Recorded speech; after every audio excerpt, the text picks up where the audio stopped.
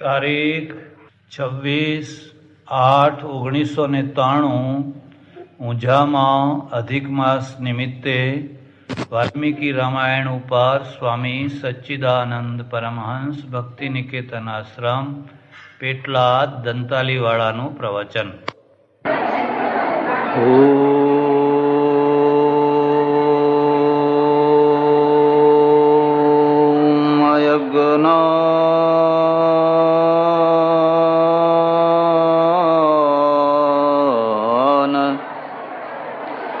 तिमिरान्धस्य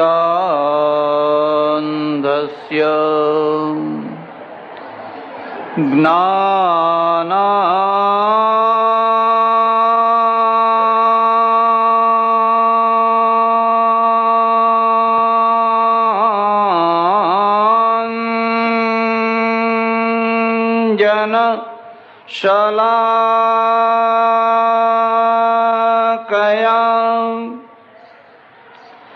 चक्षुरुन्मीलितं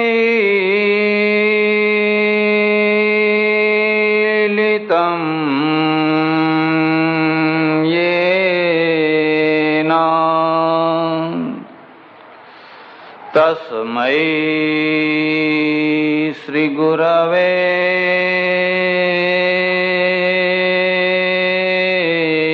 नमः. मूकं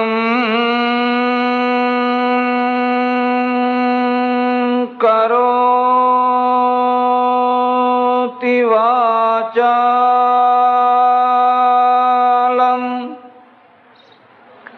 पंगुं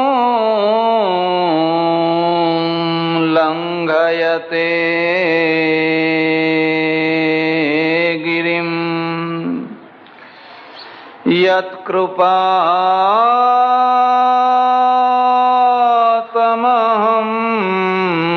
वन्दे परमानन्दमाधवम्.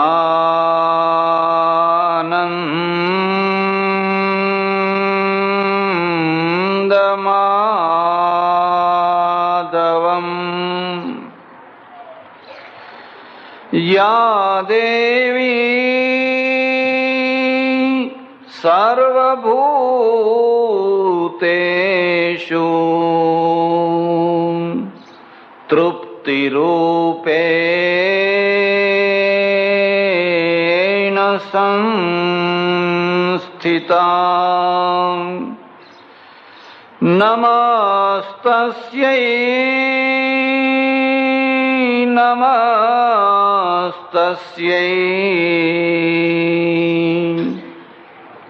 नमस्तस्यै नमो नमः.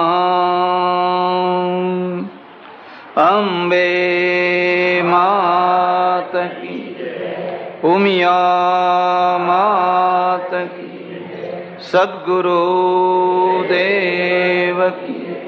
नमः पार्वती पते हर हर महादेव हर. માતાઓ, બહેનો અને ધર્માભિલાષી સજ્જનો, મહર્ષિ વાલ્મીકી વિરચિત રામાયણના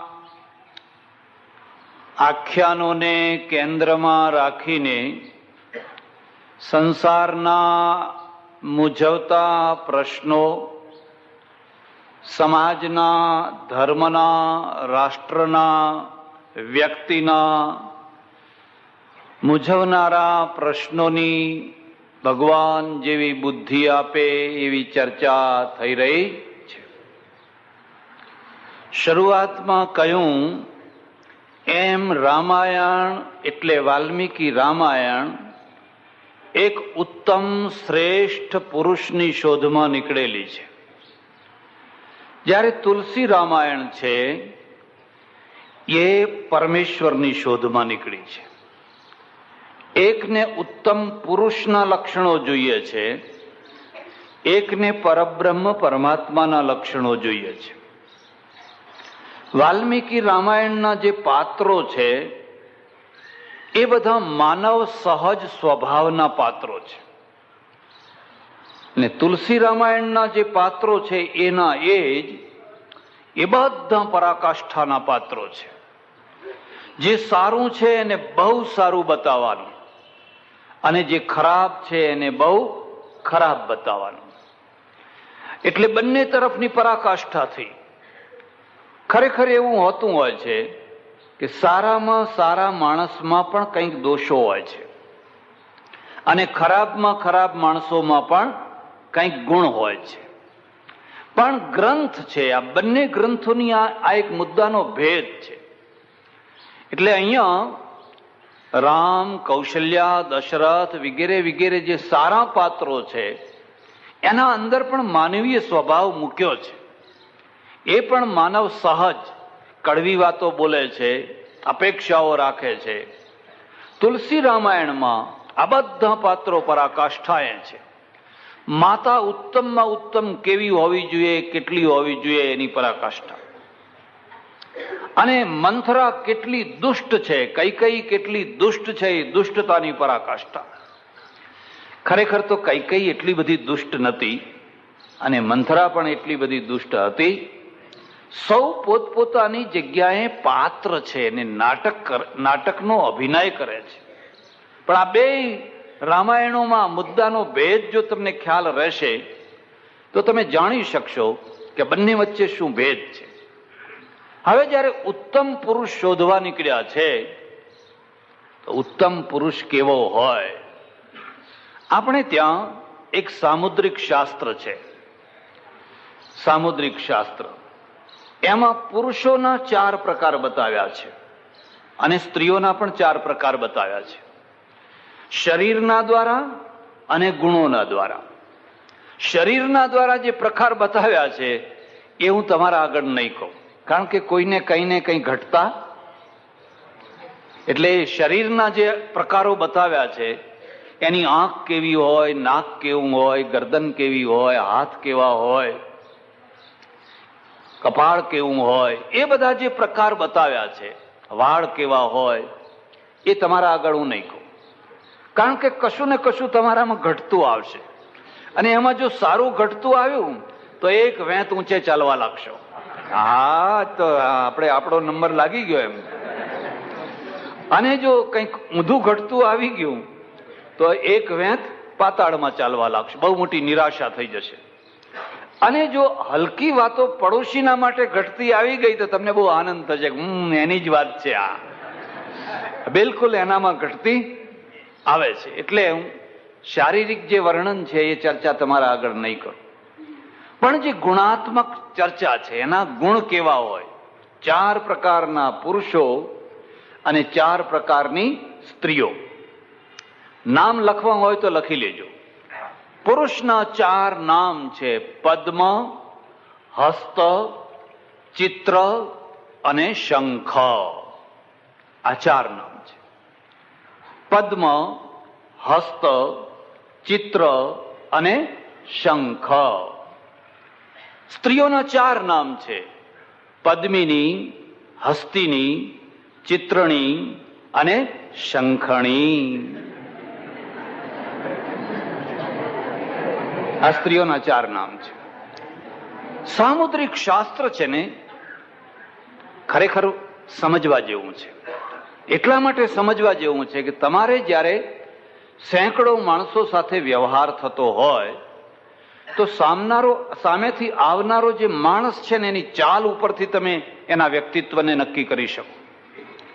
એની આંખો ઉપરથી, એના ચહેરા ઉપરથી, એના બોલવા ઉપરથી માણસને ઓળખવો ને હીરાને ઓળખવા કરતા અઘરું કામ છે. અને હીરાને ઓળખવાથી જે ફળ મળે એના કરતા પણ માણસને ઓળખવાનું ફળ ઘણું મોટું મળે. અને માણસને ઉલટો ઓળખો તો એનું જે કુફળ છે એનો તો કોઈ હિસાબ ના ગણાય, એટલું એનું કુફળ. એટલે આ 4 પુરુષો અને 4 સ્ત્રીઓ બતાવી. રામાયણની અંદર આ 4 પુરુષો અને 4 પ્રકારની સ્ત્રીઓ મૂકી, કારણ કે જીવનના બધા પાત્રો મૂકવાના છે એટલા માટે. હવે કોને કોને શું કહેવાય એની ચર્ચા હું પછી કરું. પણ આ ચારના માટે આપણા ત્યાં વૈદિક શાસ્ત્ર જે છે, સનાતન ધર્મ, એમાં 4 વ્યવહાર બતાયા છે. વ્યવહારના 4 ક્ષેત્રો બતાવ્યા છે. યાદ રાખવા હોય તો રાખી લેજો. એને પુરુષાર્થ કયો છે? ધર્મ, અર્થ, કામ અને મોક્ષ. એને ચતુર્વિધ પુરુષાર્થ અથવા વ્યવહારના 4 ક્ષેત્રો. 5મું કોઈ ક્ષેત્ર જ નહીં. તો 4 ક્ષેત્રો છે, એને સમજાવશે કોણ? કેવી રીતે સમજશો? ત્યારે વાત સમજવા જેવી છે. મારી એક કેસેટ છે, એનું નામ છે સાથીઓ. એનું નામ છે સાથીઓ. કોઈ વાર ઈચ્છા થાય તો સાંભળજો. એમાં મેં વિસ્તારથી બધી ચર્ચા કરી છે. આપણા ધર્મનું પ્રતીક છે સાથીઓ. જૈન, બૌદ્ધ અને હિન્દુ, આ 3 સાથિયાને મહત્વ આપે છે. મુસ્લિમ ધર્મનું પ્રતીક શું છે? ચાંદ. ચાંદ છે. અને ક્રિશ્ચિયન ધર્મનું પ્રતીક શું છે? ક્રોસ છે. ક્રોસ છે. ફાંસીએ ચડાવ્યા, સૂળીએ, એટલે એને નિશાન બનાવી દીધું, એટલે ક્રોસ લટકાવતા હોય છે. અને મુસ્લિમો છે, એમના ધર્મનું પ્રતીક છે ચંદ્રમા. પણ ચંદ્રમા કયો? પૂર્ણિમાનો કે દ્વિતીયાનો? દ્વિતીયાનો. તમને ભગવાન આવીને એમ પૂછે કે બોલ બેટા, તારે પૂનમનો ચંદ્ર થવું છે કે બીજનો ચંદ્ર થવું છે? તો તમને પૂનમનો ચંદ્ર થવો ગમે કે બીજનું થવું ગમે? પૂનમનો 16 કળાએ ખીલેલો હોય, એકદમ ગાળ ચાંદની મહક ઝર ઝર ઝર ઝર ચાંદની ઝરતી હોય. પૂનમનો ચંદ્ર થવાનું કોને ના ગમે? પણ એમાં એક ખાસ ખોડ છે. બીજા દિવસથી પછી અંધારું શરૂ. આજનો દિવસ 16 કળાએ ખીલી લો, પણ આવતીકાલથી અને ખીલ્યા પછી કરમાવાનું આવે એ કોઈને ગમે? આ તો બીજા દિવસથી જ અંધારું થાય છે. આપણે આજ ભૂલ કરી બેઠા. ભગવાનના પાસે પૂનમનો ચંદ્ર માગ્યો અને ભગવાને આપ્યો. ખીલ્યા, એકવાર ખૂબ 16 કળાએ ખીલ્યા, અને પછી જે અંધારિયું ક્ષય પક્ષ શરૂ થયો છે, દિવસ ઉગે છે ને હિન્દુઓ ઘટે છે. ઘટે છે કે નથી ઘટતા? તમારી સંખ્યા. કારણ કે પૂનમનો ચંદ્ર માગ્યો હતો. પેલા એ શું કર્યું? બીજનો ચંદ્ર દે દો હમકો, એમ કે બીજ કા ચાંદ દે દો. એટલે અલ્લાહ મિયાએ કહ્યું કે અચ્છા તુમકો બીજ કા ચાંદ દે દિયા. એટલે રોજ વધે છે. બીજ પછી ત્રીજ, ત્રીજ પછી ચોથ, ચોથ પછી રોજ વધે છે. આખી દુનિયામાં સંખ્યા વધે છે અને આપણી સંખ્યા. એટલે યાદ રાખજો, ઈશ્વર પાસે માગો તો બીજનો ચાંદ માગજો. પહેલા પાનનો ગલ્લો, પછી કરિયાણાની દુકાન, પછી જરા મોટો સ્ટોર, પછી એમ કરતા વળી મોટો સ્ટોર, એમ કરતા કરતા મિલ માલિક થવાનું. અને જો એક જ દિવસે મિલ માલિક થઈ ગયા તો બીજા દિવસથી પછી એને અનુભવ નથી, એને કશું કઈ ગતાગમ નથી, એ સંભાળી નહીં, વજન ઉંચકી નહીં શકે. એટલે આપણા ધર્મનું પ્રતીક છે સાથીઓ. અને સાથિયાના પ્રતીકમાંથી શું નીકળે છે? સાથિયાના પ્રતીકમાંથી નીકળે છે 4 પાંખડા. વિસ્તાર નહીં કરું, કેસેટ જેને ઈચ્છા હોય સાંભળી લેજો. ધર્મ, અર્થ, કામ અને મોક્ષ, એના 4 પાંખડા છે. અને 4 પાંખડા જમણા હાથ તરફ વળેલા છે. જો ડાબા હાથ તરફ વળેલા હોય તો ઊંધો કહેવાય, એને ઊંધો કહેવાય. હું જર્મનીમાં ટ્રેનમાં ફરું, કેબિનમાં બેઠેલા 4, 5, 6 જણાને બેઠો બેઠો હું ટપાલ લખું અહીં દેશમાં. એટલે મને એક ટેવ છે કે પહેલા ઓમ લખું, પછી જે કંઈ લખવાનું હોય. એટલે મારી બાજુમાં એક જર્મન પુરુષ ને સ્ત્રી બેઠેલા. એને આ ઓમ જોયો એટલે એને તરત પ્રશ્ન પૂછ્યો કે આ શું છે? તો મેં કહું અમારા ગોડનું સિમ્બોલ છે, અમારા ભગવાનનું આ આવું પ્રતીક છે. ખુશ થયા. પછી મેં એના આગળ સાથીઓ બતાવ્યો. મને કે હિટલર, હિટલર, હિટલર, નાઝી. ના, હિટલર નહીં. આ હિટલરના પાંખડા આમ વળ્યા હતા ડાબા હાથે, અને અમારા પાંખડા જમણા હાથે. હિટલર એ સાથિયાનું પ્રતીક રાખતો. આખો નાઝી જે હતો ને, સૈનિકો, એના બધાનો અહીં ખભા ઉપર તમે જુઓ તો આખું પ્રતીક સાથિયાનું. પણ સાથિયાનું પાંખડા કેવા? ડાબા હાથે વળેલા. ઘણી વાર મૂર્ખ માણસો હોય ને, ખબર ના હોય તો ડાબો જ સાથીઓ ચિતરી બેસે. આપણા જમણા હાથે વળેલા છે. અને જમણા હાથે વળેલા પાંખડા શું સૂચવે છે? હંમેશા જમણા હાથે ભગવાન છે. તમારાથી જે મોટો હોય એને જમણા હાથે રાખજો. જો ડાબા હાથે રાખો તો એ અસભ્યતા છે.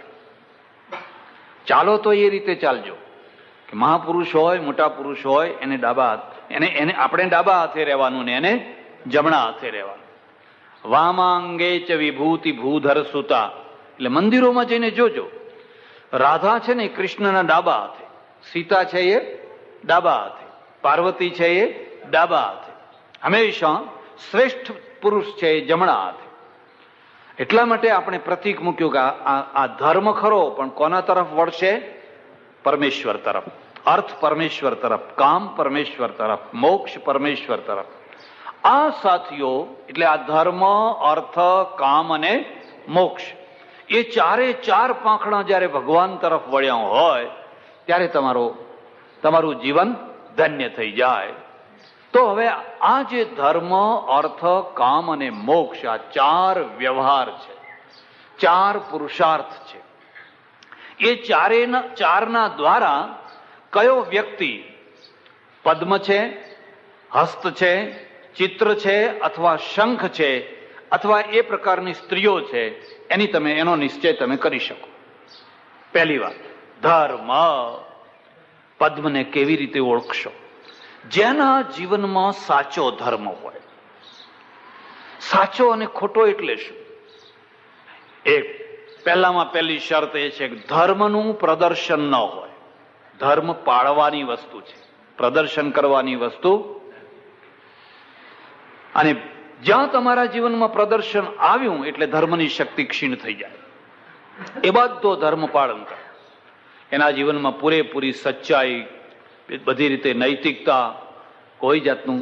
કેટલીક વાર એવું લાગે કે ઉપરથી તમને એ નાસ્તિક લાગતો હોય, પણ ખરેખર એ સાચો આસ્તિક હોય. એ 11 ના કરે એટલે તમને નાસ્તિક લાગે, એ ફલાણું ના કરે, આ ના કરે, ફલાણું. એટલે તમે ઉપરના નિયમો છે, એ ઉપરના નિયમોનું નામ તમે ધર્મ માની બેઠા, ને પેલાના જીવનમાં વાસ્તવિક ધર્મ છે.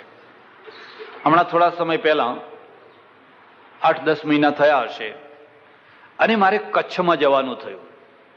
અને કચ્છમાં એક ઓળખીતા મહાત્મા, વૈરાગી મહાત્મા, એમના ત્યાં ઉતરવાનું થયું.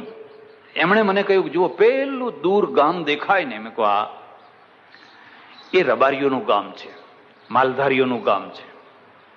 પછી મને કે એક સાંજે એક સ્ત્રી આવી, 50-55 વર્ષની હશે, માલધારી સ્ત્રી, અને આવીને મને કહે છે, મહારાજ હેડો ને, એમ કે મારા ઘરવાળાએ કહ્યું છે કે મહારાજને કહેજે કે એમની સોપડી લઈને આવે, મારે સોપડી સાંભળવી છે. તે સોપડી લઈને, તે તમારી સોપડી લઈને હેડો એમ કે. મહારાજ વિચારમાં પડ્યા કે આ સોપડી શું કરે છે? હું કોઈ વ્યાજવટાનો ધંધો તો કરતો કે ભાઈ આવે ચોપડો લઈને હેડો કે ફલાણું? પણ મહારાજ જરા જ્ઞાની હતા, એ સમજી ગયા, એટલે ગીતા લઈને ચાલ્યા.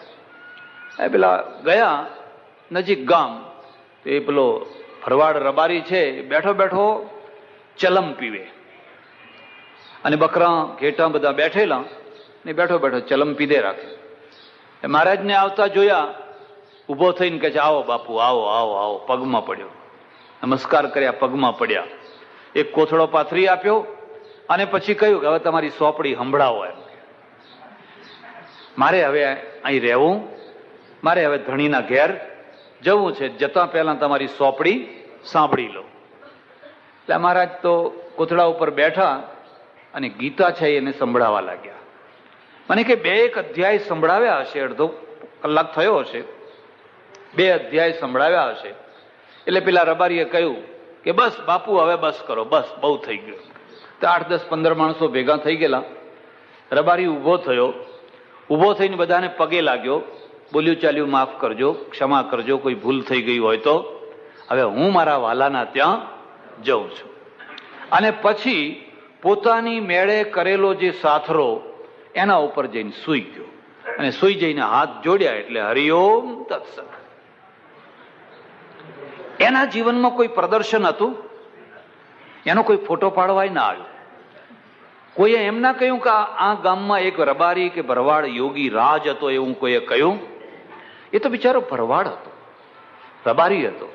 અને ઘેટા બકરા ચારે એટલે નાય ન નાય, કપડા મેલા ગેલા, પેલા બધા વિયા એના બધું ચોટ્યું હોય. એટલે જેને આપણે શુદ્ધિ કહીએ, દિવસમાં ઘણા લોકો 3 વાર નાય, 5 વાર નાય, ચોરી નાય, અને લોકો એમ સમજે કે બહુ પવિત્ર માણસ છે.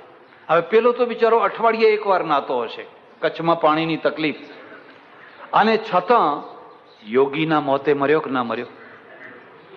ખરો યોગી રાજ એ હતો. અને જે યોગી રાજ લખે છે ને, એ યોગી રાજ નથી, એ તો લખવા પૂરતું છે. સમજો, જરા સમજો. એ તો બધા પોસ્ટર છે, એ તો બધા પેમ્પલેટ છે, એ તો બધા લોકોને આકર્ષવાના ધંધા છે. આ માણસ તો શાંતિથી બસ લો આવજો એમ કરીને વિદાય થઈ ગયો. જેનો ધર્મ આચરણમાં હોય, અને જે સાચો ધર્મ, એનું નામ છે પદ્મ. ધર્મ શું એ પછી ચર્ચા કરીશ. પણ જેનો ધર્મ આચરણમાં હોય અને વાણીમાં પણ હોય, એનું નામ કહેવાય હસ્ત. 5000 આપે ખરા, પણ આખા ગામમાં જઈને કહી આવ્યા હો, આપણે આપ્યા હો, બધાને કે 11 કરે ખરા, પણ જ્યાં સુધી 11 ઘરમાં જઈને કઈ ના આવે ત્યાં સુધી એની 11 પૂરી થાય. આજે આપણે 11 કરી છે, પણ ત્યાં 11 વાર ખાધું છે. હવે સામાન્ય રીતે એવું દેખાય કે રોજ ખાનારા માણસો કરતા ઉપવાસ કરનારા માણસો વધુ ખાતા હોય છે. આપણે જૈનો નહીં, એ બીજા દિવસે બદલો લે, આજ નહીં તો આ માણસનો સ્વભાવ છે. વિષયા વિનિવર્તન્તે નિરાહારસ્ય દેહિના, ભગવદ્ ગીતામાં લખ્યું છે, રસવર્જ્યમ રસોપ્યસ્ય પરમ દૃષ્ટવા નિવર્ત્યતે. અર્જુન, એક રબરનો દડો હોય ફૂલેલો, એમાંથી તું હવા કાઢી નાખ, એટલે દડો છે એ કેવો થઈ જશે? લાબરા જેવો થઈ જશે. એમ આ શરીરને ખાવા પીવાનું આપવાનું બંધ કર, એટલે લાબરા જેવું થઈ જશે. વૃત્તિઓ નહીં બદલાય.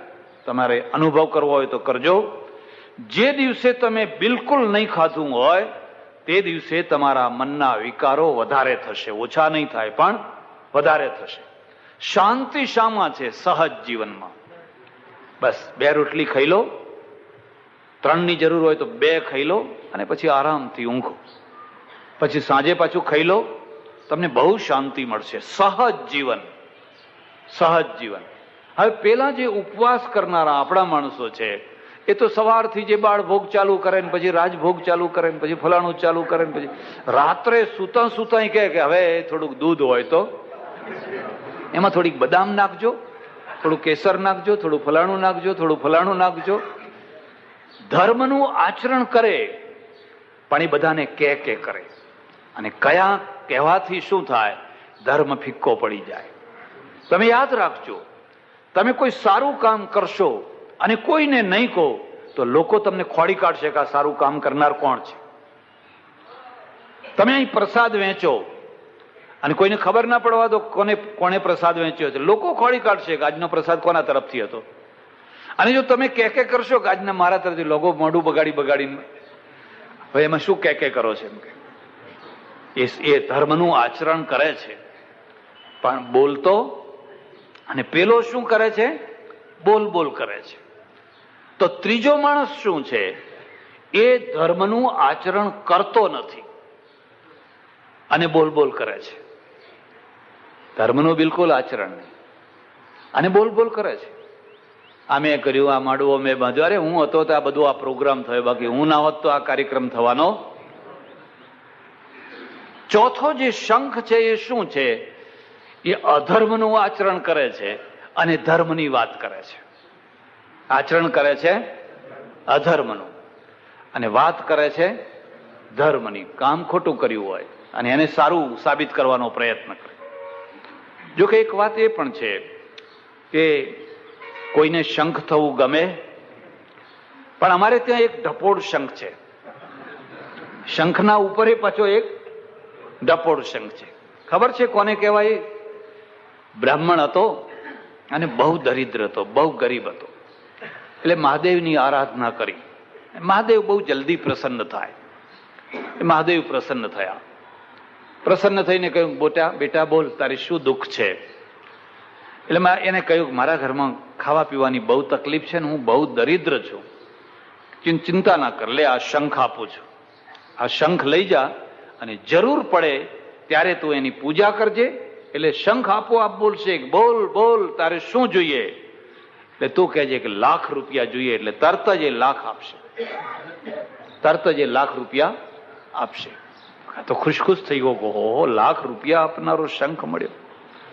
નીકળ્યો. રસ્તામાં આવી ધર્મશાળા, ગામ દૂર, અને વિચાર કર્યો કે લાવ એક રાત આ ધર્મશાળામાં રહું. એ ધર્મશાળામાં રહ્યો અને પછી વિચાર કર્યો કે હેડને આજે જ પૂજા કરવા દે, ફરી ઘેર જવું એના કરતા આજે જ એનો ચમત્કાર જોવા દે ને. એટલે પેલો બારણું બંધ કર્યું અને પૂજા કરવા બેઠો. હવે ધર્મશાળાનો જે મેનેજર ને એક વાણિયો, બહુ બુદ્ધિશાળી માણસ, એને વિચાર કર્યો કે આ મહારાજે બારણું કેમ બંધ કર્યું? સામાન્ય રીતે આપણા ત્યાં બારણા બંધ હોતા, અને આ કોઈ સ્ત્રી વગેરે તો કોઈ છે નહીં, આ એને બારણું બંધ કેમ કર્યું?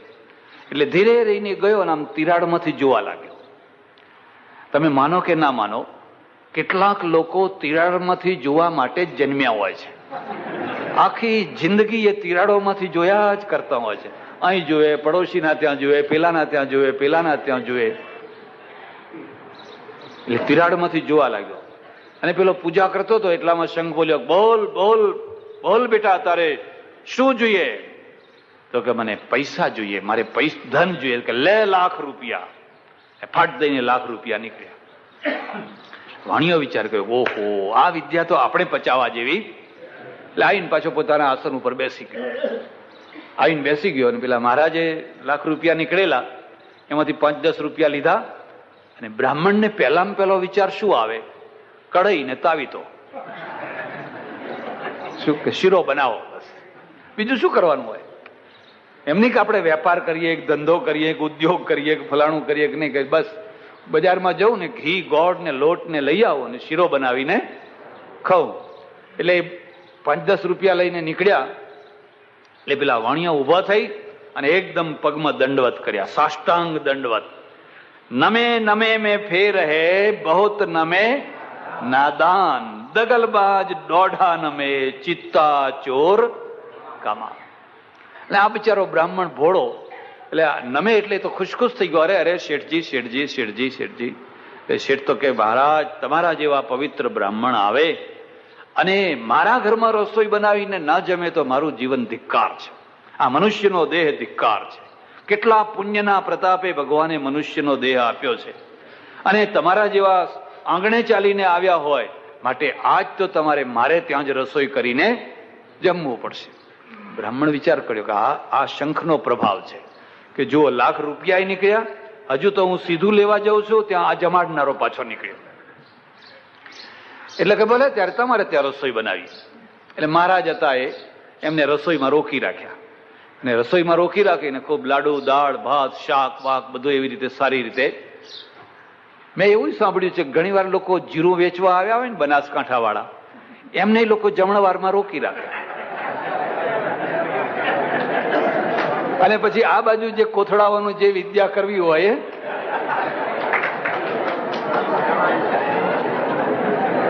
હવે તમે વિચાર કરો, એને આ ચારમાં કઈ જગ્યાએ મૂકશો?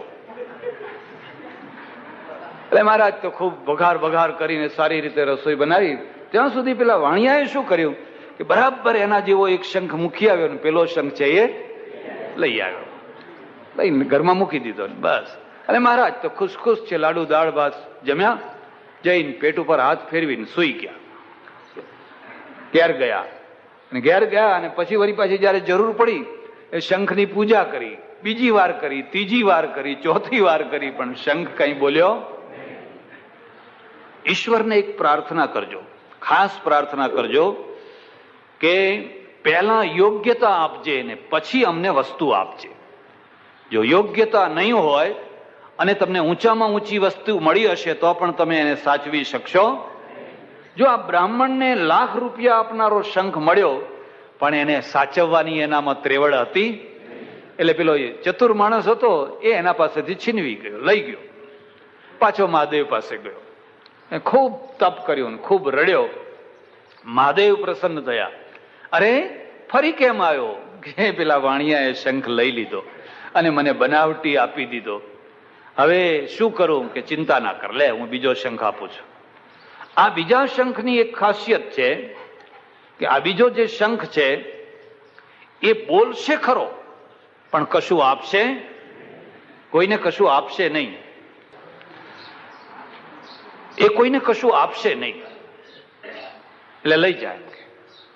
એટલે આ તો એ જ ધર્મશાળામાં ઉતર્યો અને વાણિયાએ જોયું કે આ આયા હતો એમ કે ફરી પાછી પૂજા કરવા લાગ્યો, તિરાડમાંથી જોવા લાગ્યો.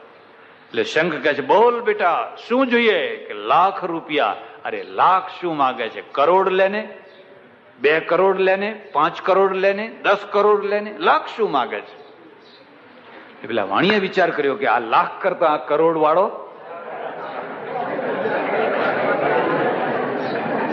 એટલે એને શું કર્યું? વળી પાછું જમાડ્યા. મહારાજ જમો હો, અને જમાડ્યા તો ખરા, અને પેલો લાખ વાળો મૂકી દીધો અને કરોડ વાળો.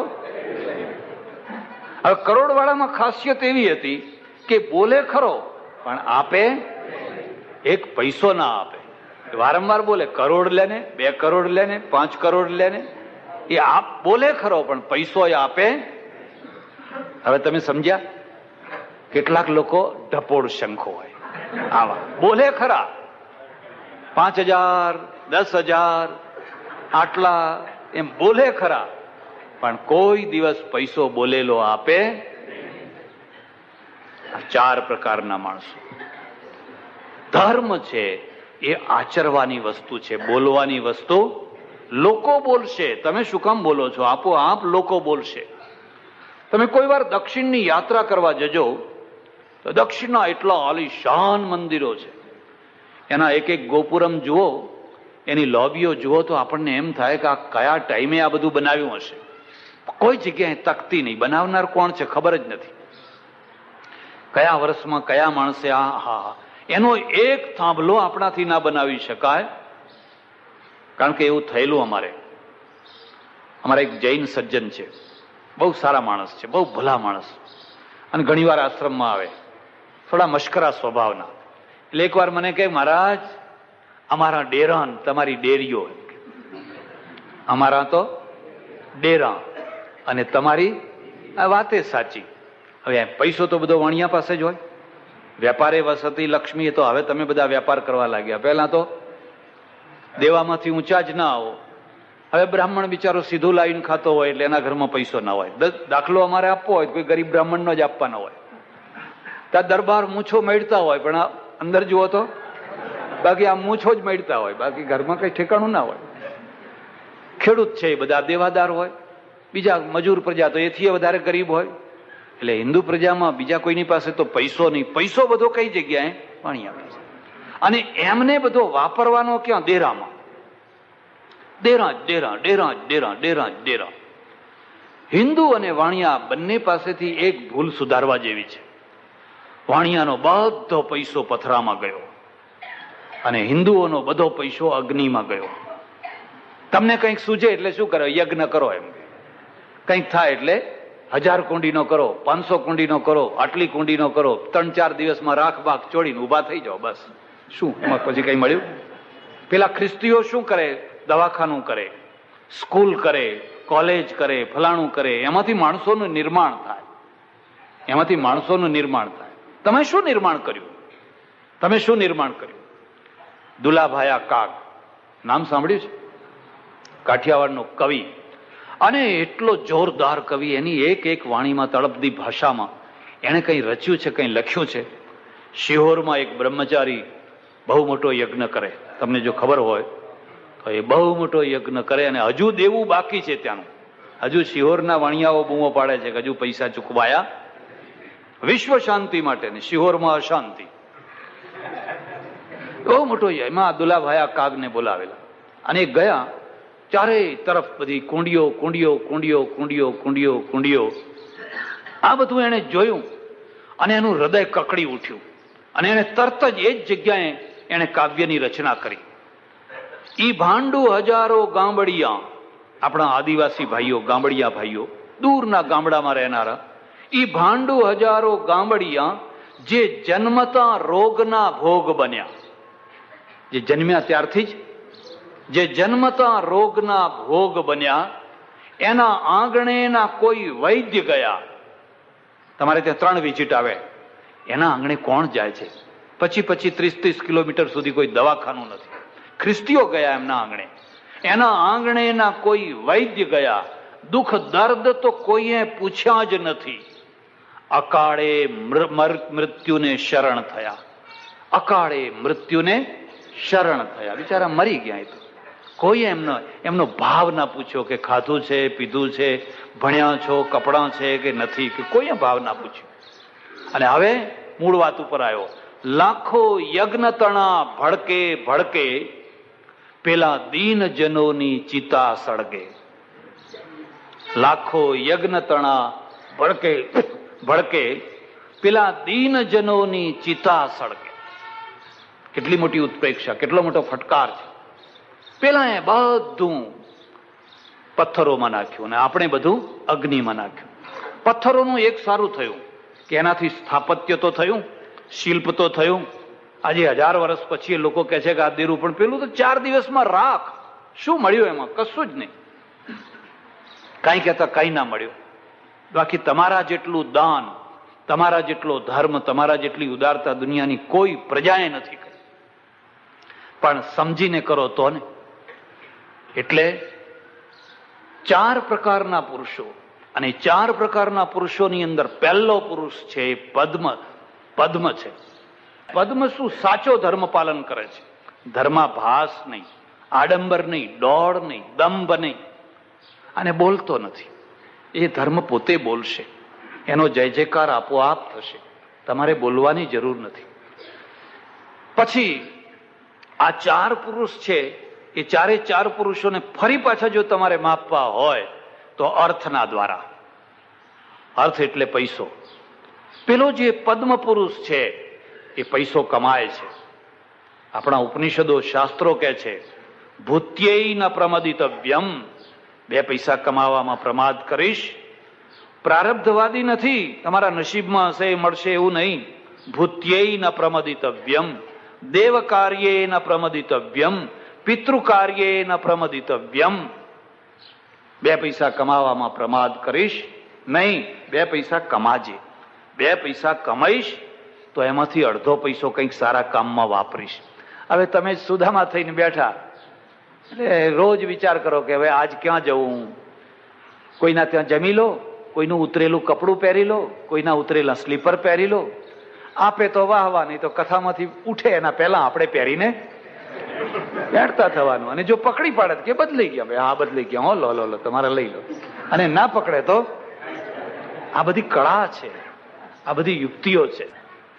પરદેશમાં શું છે? ચંપલ ઉતારવાના નહીં, કોઈ જગ્યાએ ઉતારવાના નહીં. ગમે ત્યાં જાઓ બૂટ પહેરેલા ને પહેરેલા રાખવા. બૌદ્ધોના ત્યાં પણ એ નિયમ. તિબેટમાં જાઓ, ચાઇનામાં જાઓ, જાપાનમાં જાઓ. અમે જાપાનમાં બુદ્ધ મંદિરમાં બહાર ચંપલ ઉતારીને ગયા અંદર. હજુ થોડેક ફર્યા હશું, ત્યાંની પેલી જે બહેન હતી, બધા જોડા ઉપાડી આવીને અમારા પગ આગળ મૂકી દીધા. અમને કે પહેરી લો. અહીં ઉતારવાનો રિવાજ. એમના ભગવાન અભડાતા નથી, અને આપણા ત્યાં એવી કલ્પના કરી શકાય? આપણે તો ઘરમાં પહેરીને ના જવાય. એટલે આપણા ત્યાં તો ચંપલ ઉતારીને જવાનું, બેસવાનું. હવે ભગવાનમાં જીવ રહે કે જોડામાં જીવ રહે? ડાકોરમાં, દ્વારકામાં, અંબાજી, કોઈ પણ જગ્યાએ જાઓ એટલે ઘણી જગ્યાએ વ્યવસ્થા કરી હોય, બધી જગ્યાએ તો વ્યવસ્થા કરેલી હોય.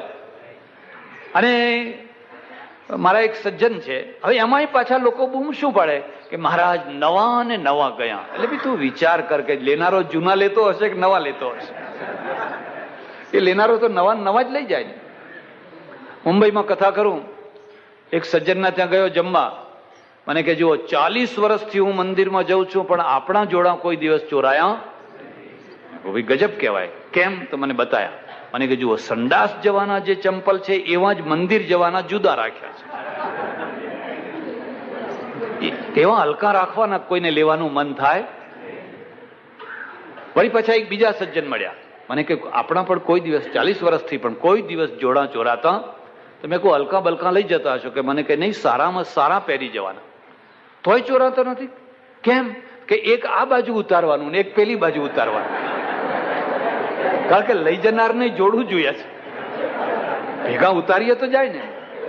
એટલે આપણે પછી એક પગ અહીંથી પહેરી લેવાનો અને એક ત્યાંથી પહેરી લેવાનો. હું ઘણી વાર વિચાર કરું કે આપણા મંદિરો, આપણા ધર્મસ્થાનો એટલા બધા નીચા આવી ગયા છે કે જ્યાં ઈશ્વર યોગ શીખતા પહેલા જોડા યોગ શીખવો પડે. જે જોડા યોગ ના શીખો અત્યારે તો 200-500 રૂપિયાના જોડા થાય. એટલે 4 પુરુષોને જો જાણવા હોય તો બીજો રસ્તો છે અર્થ. એ ધંધો કેવો કરે છે, ધંધો કરવાનો. કોઈ દિવસ ધંધો છોડી નહીં દેવાનો. તમે ગરીબ હો તોય ધંધો કરવાનો, અને કરોડાધિપતિ હો તો પણ ધંધો કરવાનો. છોકરાને ધંધો શીખવાડવાનો, છોકરાને નવરા નહીં રાખવાના, ભલે ગમે એટલી આવક, બેઠી આવક હોય તોય. પણ પદ્મ પુરુષ કોનું નામ કહેવાય? જેના ધંધામાં કોઈના આંતરડા કકડતા ન હોય એવો જે ધંધો કરે એનું નામ કહેવાય પદ્મ પુરુષ.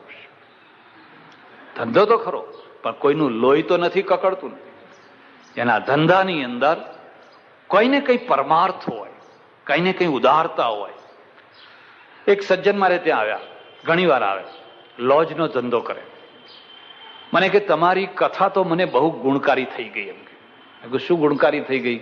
કે લોજનો ધંધો છે, અને તમારી કથા સાંભળ્યા પછી મેં મારા મનમાં નક્કી કર્યું કે જેટલા માણસો જમવા આવે એ જમતા જમતા જયારે ના પાડે કે હવે નથી જમવું, પછી 2 રોટલી મારા તરફથી આગ્રહ કરીને મારે આપવાની. પછી 2 રોટલી હું ફરી ફરીને એને આગ્રહ કરીને આપું, 2 રોટલી. મેં તો એ તો તમને ઉલટું ખોટ, જ્યારે કે એટલી ઘરાગી વળી છે, એટલી ઘરાગી વળી છે કે બેસવાને ખુરશી નથી જગ્યા મળતી. અને 2 રોટલીનો કાપ મૂકો તો બીજી વાર કોઈ આવે ખરો?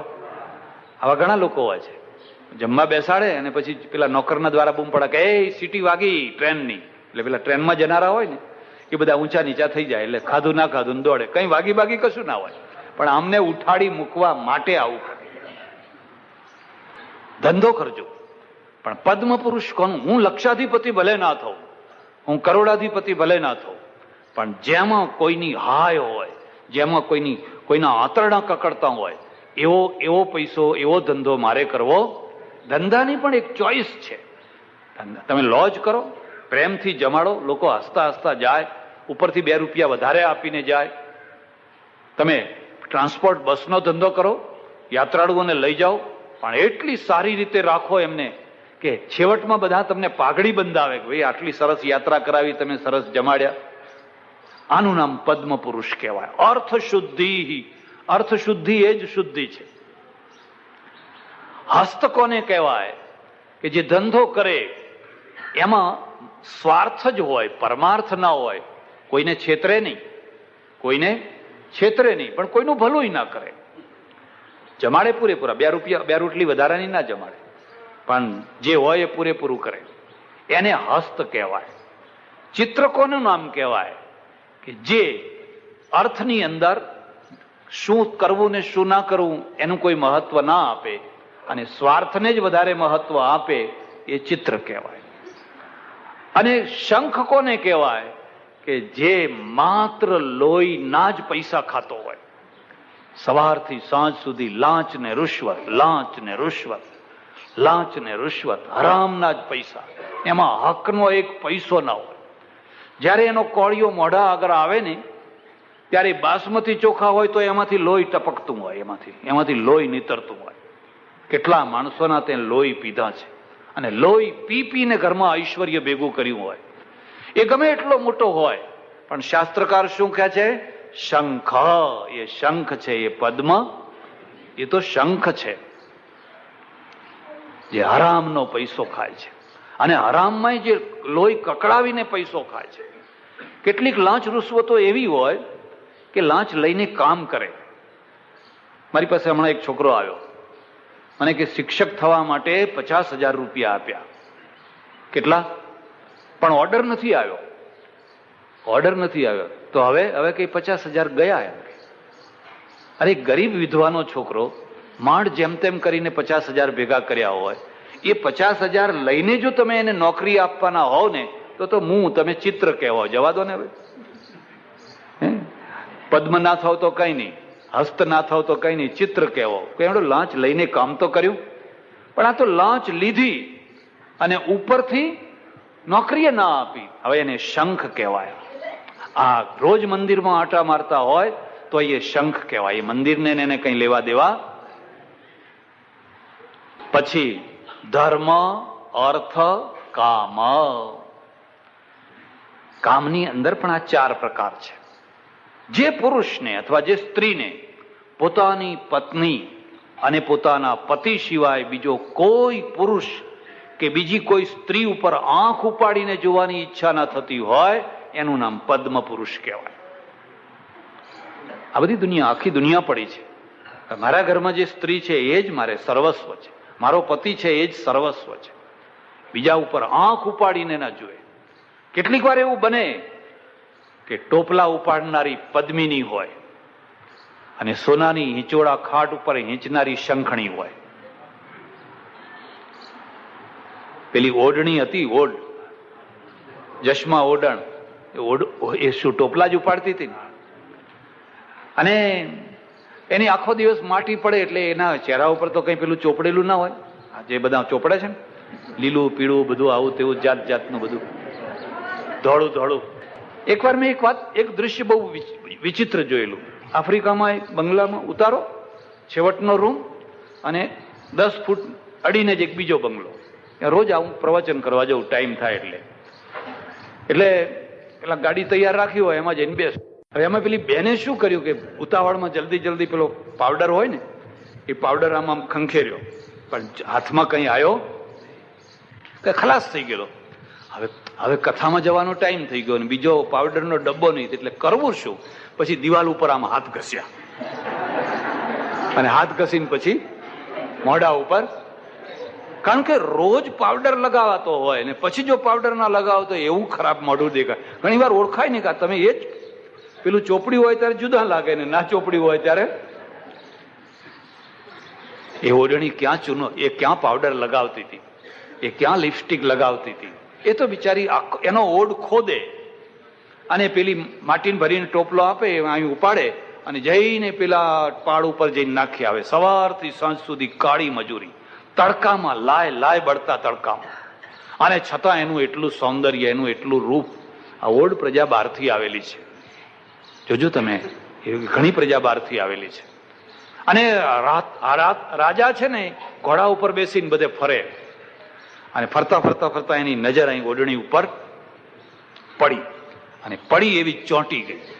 અને પછી તો ઘોડો લઈને ત્યાં જ ઉભો રહે અને પછી તો એને પ્રસ્તાવો રાખવા માંડ્યા. લોક કવિએ બધા ગીત જોડેલા છે. જસમા તારે સોનાના મહેલ, અરે તને રાજમહેલ આપું, ચાલ તું. અને પેલી જસમા શું કે છે? અમારે ઓડાને ભલા ઝૂંપડા, રાજા તારે રાજા સોનાનો મહેલ, અમારે ઓડાને ભલા. કોણ છે? પદ્મિની છે. ભલે ને ઓડના ઘરમાં જન્મી હોય. જસમા તારે સોનાની ખાટ, હિંડોળા ખાટ. અને જસમા કે છે અમારે ઓડાને ભલી ખાટલી. રાજા એને કે છે તું જો હું કેવો ચક્રવર્તી રાજા છું, કેટલી હાક વાગે છે, ધાક વાગે છે, હું રાજા છું. અને પેલી ઓઢણી કે છે મારો ઓઢ પણ રાજા જ છે, કોઈ રાજાથી જરાય ઉતરતો. આ મારો ઓઢ પણ રાજા જ છે. કોણ હશે આ? રાજાએ જોયું. એક બીજી વાત યાદ રાખજો, કામનો એક ડંખ હોય છે અને ડંખ છે ને એને વાળવો બહુ કઠિન હોય છે. આ ઓઢણી કોઈ હિસાબે માનવાની? એનો જીવ એના પતિમાં છે, એના ઓઢમાં છે. એટલે ઓઢને મારી નાખો. ઓઢ મરી જશે તો પછી આપોઆપ પાછી ઓઢને મારી નાખ્યો. ઓઢને મારી નાખ્યો એટલે પાછી વળવાની જગ્યાએ આ નાગણની માફક વિફરી અને વિફરીને પછી કહ્યું કે એનું માથું લાવ. અને તમને ખબર હશે કે કઈ પેટમાં કટાર મારી અને પછી ઓઢની સાથે એ મરી ગઈ. કોણ હતું આ પદ્મિની. આ પદ્મિની હતી. આજે એનું મારા આશ્રમમાં મેં એનું પૂતળું મૂકેલું છે. લોકો યાદ કરે કે આના પાસેથી જુઓ આ દીવાદાંડી છે. પેલી જે નટીઓ છે એના ચિત્રો ઘરમાં શું રાખો છો, એની પાસેથી શું શીખવાના. ડાયરીમાં જુઓ તો એ ચિત્રો, મોટરમાં જુઓ તો એ ચિત્રો, ઘરમાં જુઓ તો એ ચિત્રો, કોલેજના છોકરાઓ છોકરીઓ ભણતી હોય એમાં એ ચિત્રો, એમની પાસેથી શું શીખશો? ચિત્રો જ રાખવામાં હોય તો આ ચશ્મા જેવાના રાખો કે તમને દીવાદાંડી થઈને રસ્તો બતાવશે. પેલા હા એક વાત છે, તમારે ચિત્રો રાખવા હોય તો સારામાં સારી જગ્યા છે કે પેલી સાયકલના પૂંછડા પાછળ નથી રાખતા હોતા, રિક્ષા કે એવું હોય છે ને એના પાછળ લગાવ્યા હોય તો આખો દિવસ એના ઉપર કાદવ. કોઈએ ખરું ખોડી કાઢ્યું છે કે આ જગ્યાએ જ રાખવા જેવા, ખરું ખોડી કાઢેલું છે. પદ્મ એનું નામ કહેવાય. અને આવા કેટલાય પદ્મો છે, એવા કેટલાય પદ્મો છે, કેટલીય પદ્મિણીઓ છે. એકવાર મારે આશ્રમમાં કોલેજના છોકરાઓ આવ્યા, 25-50 છોકરાઓ. મેં કહ્યું ક્યાં જઈ આવ્યા? મને કે ચિત્તોડગઢ ને મેવાડ ને એકનાથજી ને શ્રીલિંગજી, નાથદ્વારા અને કાંકરોલી ને બધી યાત્રા કરી આવ્યા. ચિત્તોડ ગયા હતા કે હા. ઉપર કિલ્લામાં બધું જોયું કે હા. શું શું જોયું? કે પેલો નવલખો આંક ભંડાર જોયો, મીરાબાઈ નું ઘર જોયું, મંદિર જોયું, ફલાણું જોયું. અરે બધું જોયું.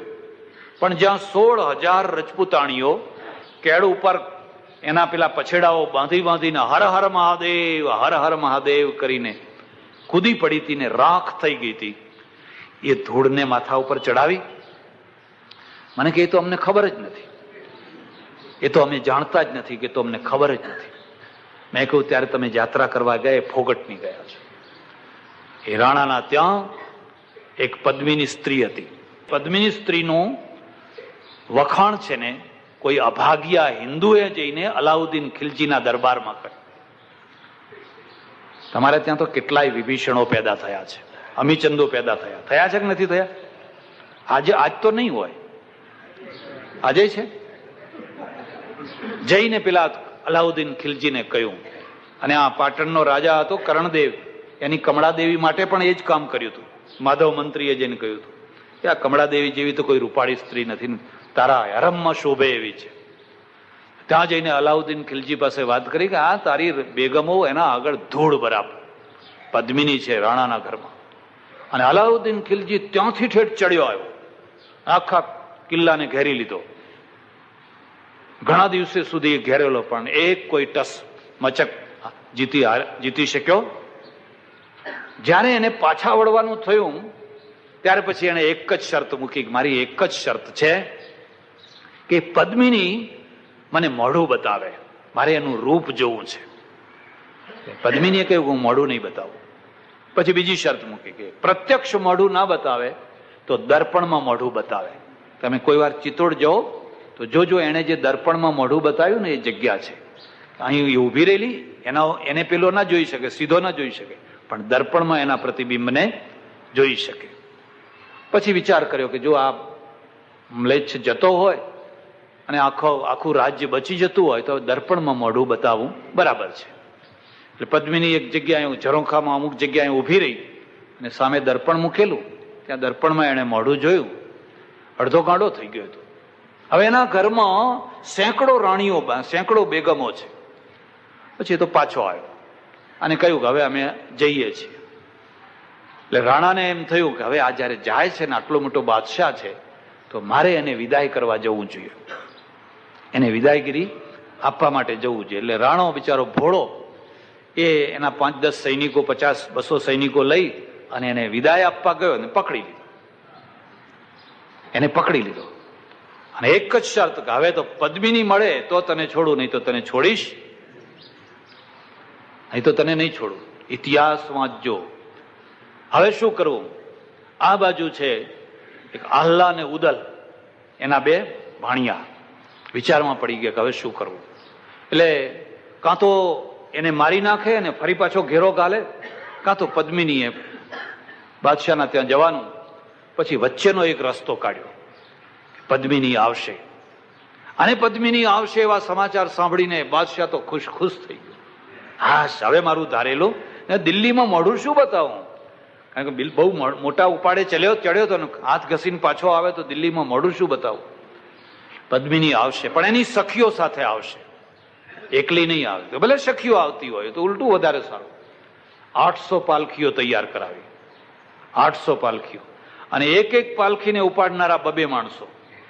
8 દુ 1600, અને અંદર બેઠેલો પાછો બીજો માણસ, એટલે 8 તરી 2400 માણસો. આ 2400 રજપૂતો.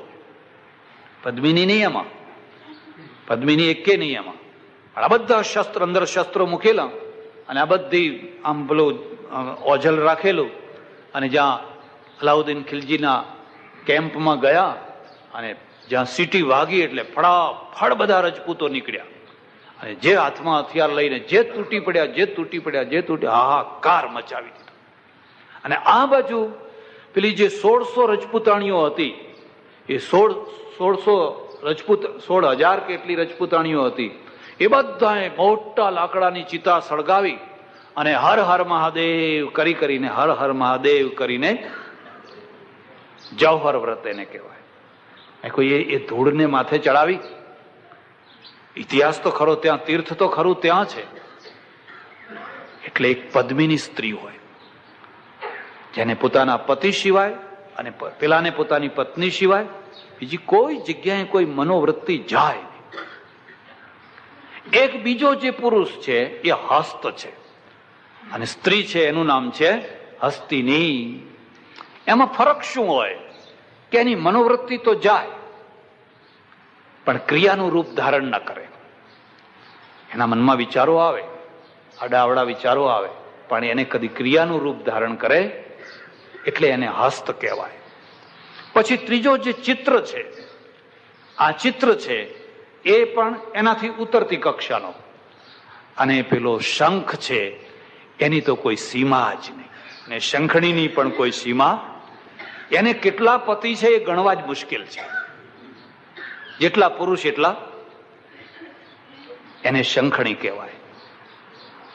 આ 4 પ્રકારના પુરુષ છે, 4 પ્રકારની સ્ત્રીઓ છે: ધર્મ, અર્થ, કામ અને મોક્ષ. આ 4 ના દ્વારા.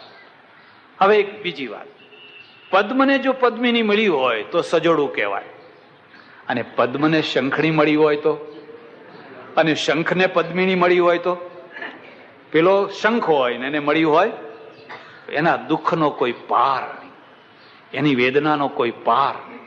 એટલે રામાયણ છે એ રામાયણકારે વિચાર કર્યો મારે એક એવા ઉત્તમ પુરુષને મૂકવો છે જે ઉત્તમમાં ઉત્તમ પુરુષ હોય ને ઉત્તમમાં ઉત્તમ સ્ત્રી હોય, તો લોકોને એક દીવાદાંડી મળે કે અમારે રામ જેવા થવું છે, અમારે સીતા જેવું થવું છે. પછી નીચેની કક્ષાના પણ મૂકવાના છે. પણ મેં તમને કહ્યું એમ, તુલસી રામાયણ અને વાલ્મીકી રામાયણ આ બંનેમાં એક પાયાનો ફરક છે.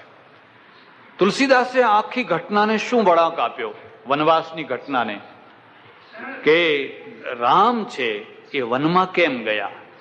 મંથરાના કારણે નહીં, કૈકેયીના કારણે નહીં, પણ જ્યારે અયોધ્યા જળજળ થતી હતી અને આવતીકાલે જ્યારે એનો અભિષેક થવાનો હતો, ત્યારે વિધાતા છે, વિધાતાના મનમાં વેદના થઈ કે જો આ રામ ગાદીએ બેસી ગયા તો પછી રાક્ષસોને કોણ મારશે, રાક્ષસોને કોણ મારશે?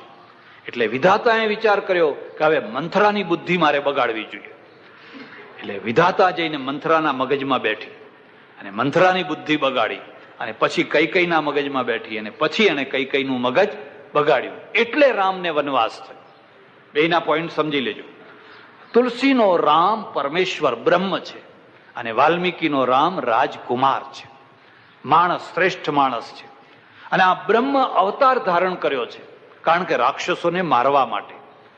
પરમેશ્વર રાક્ષસોને મારે એમાં કોઈ મહત્વની વાત નથી, એ તો બહુ નાની વાત કહેવાય, બહુ નાની વાત કહેવાય કે આ લશ્કરનો બહુ મોટો જનરલ હોય અને આવીને 2, 5, 10 કીડીઓને મારી નાખે, 25, 50 કીડીઓના ઉપર બૂટ મૂકીને મારી નાખે.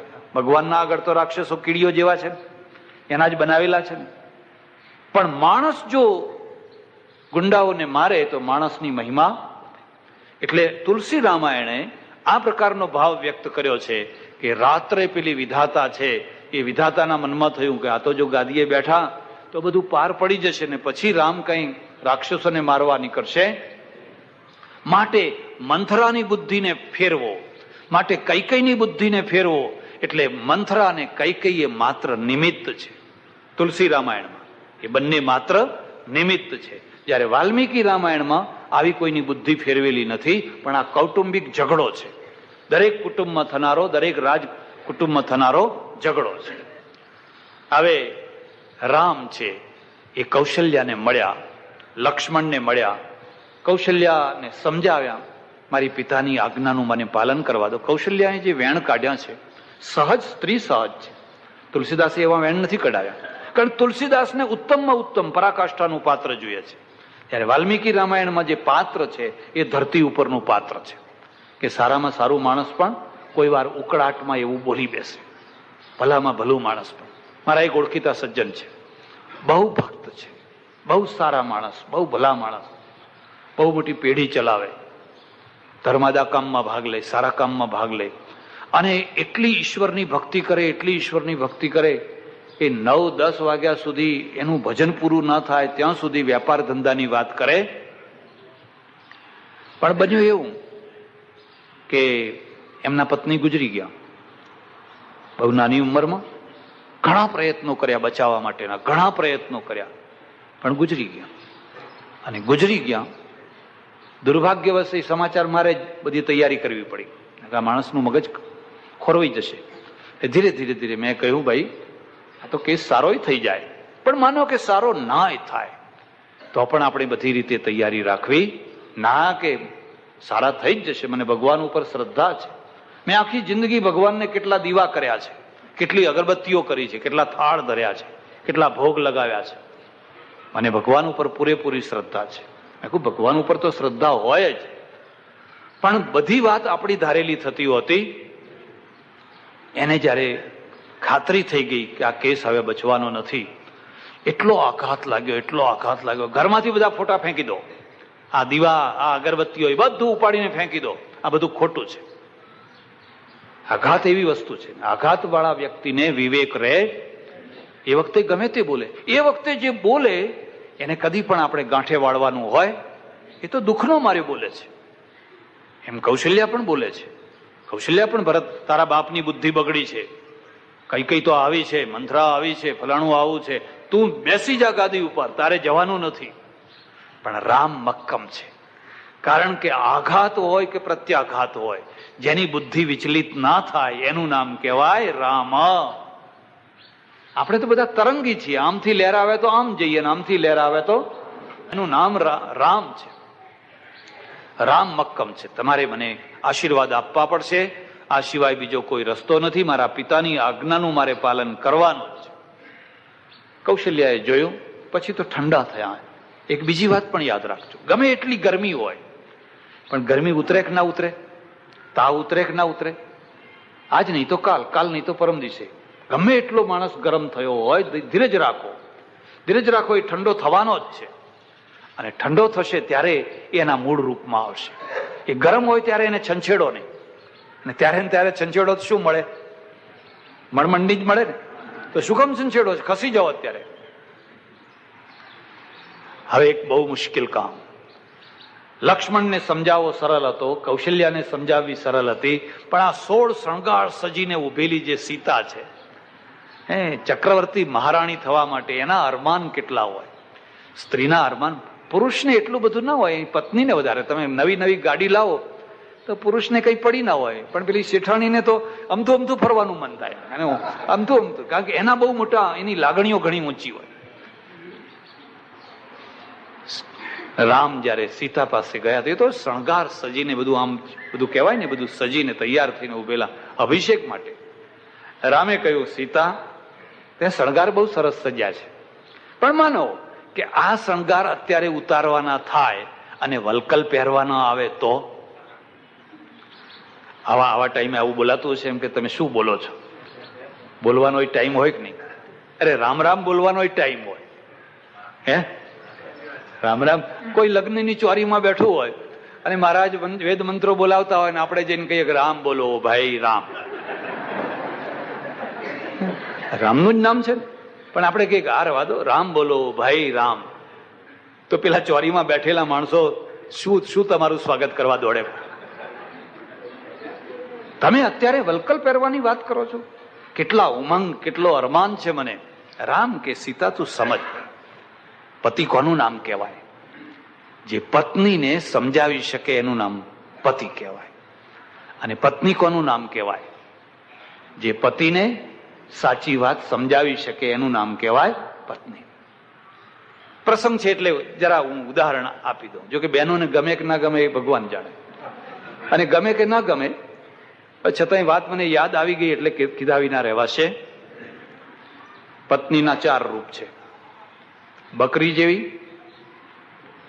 કૂતરી જેવી, ગાય જેવી, વાઘણ જેવી.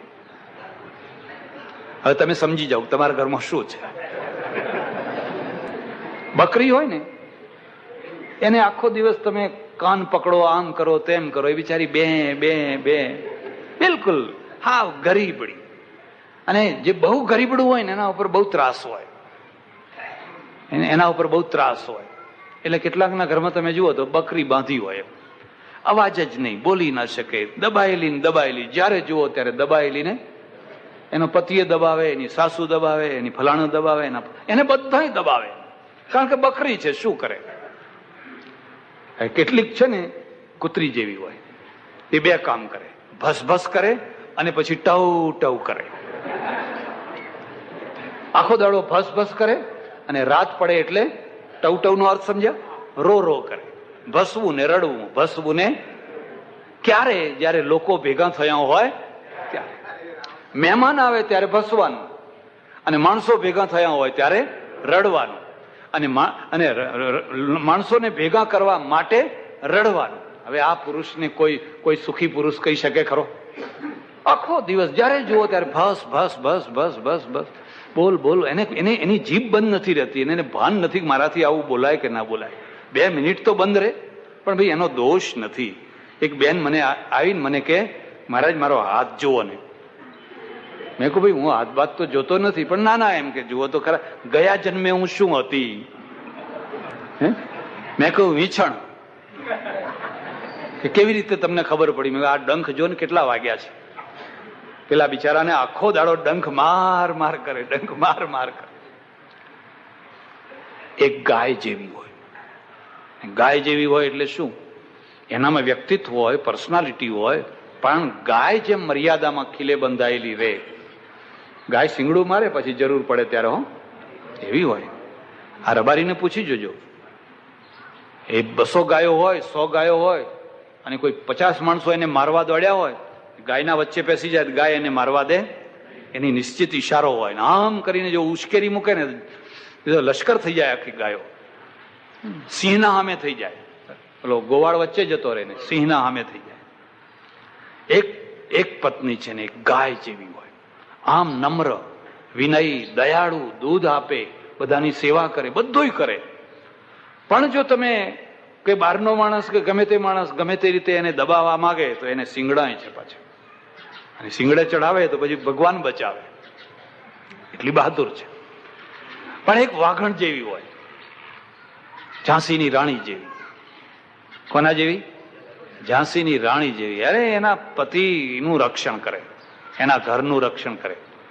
અમે યાત્રાએ ગયેલા તો બધી ભાઈઓ અને બહેનો બધી ઘણા, એમાં એક બેન હતી 55-60 વર્ષની વિધવા. એનું નામ જ લોકોએ વાઘણ રાખેલું. એનું નામ જ વાઘણ રાખેલું. કેમ વાઘણ રાખેલું? ટિકિટો જોઈતી હોય, કઈ ફલાણું જોઈતું હોય, ફલાણું જોઈતું હોય, પૈસા એને આપવાના. ગમે એવી લાઈન હોય ને ટિકિટ લઈ આવે બધી, ગમે ત્યાં ગમે તેના માથાકૂટ કરી નહીં, ડરે નહીં, જગ્યા કરી લે પોતાની. હવે પેલી બકરી તો બે બે કરીને ઉભી હોય, એનું પોટકું કોઈ ખેંચી લાય તો ઉભી ઉભી રડવા લાગે. એનો દોરો કોઈ તોડીને નાસી જાય તો એ બોલીએ ન શકે મારો દોરો બચાવો બચાવો, ઉભી ઉભી રડતી હોય.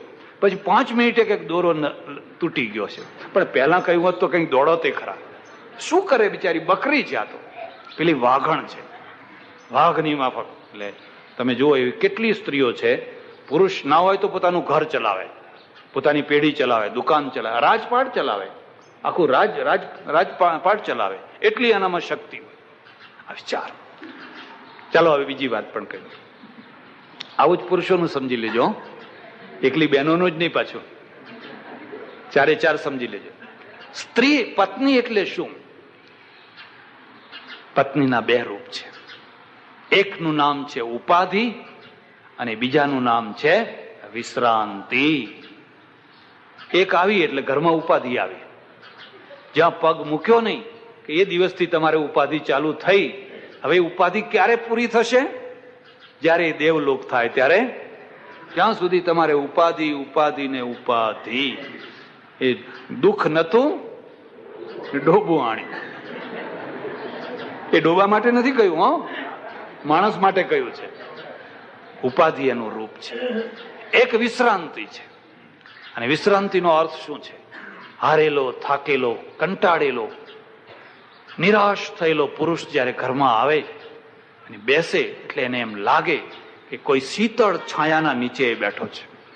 એ આવે એને સાથે જ એને પાણી આપે, બેસાડે, એને જે જરૂર હોય આપે, એને સારામાં સારી રસોઈ કરીને જમાડે, એને શાંતિથી બધું પૂછે, એને હિંમત આપે. દેવું થઈ ગયું હોય તો પૂછે, દુશ્મનો વધ્યા હોય તો હિંમત આપે, ચિંતા ના કરશો, દાગીના કાઢી આપે, લો તમે જ મારો દાગીનો છો, તમે નહીં હો તો આ દાગીના શું કામમાં આવવાના હતા.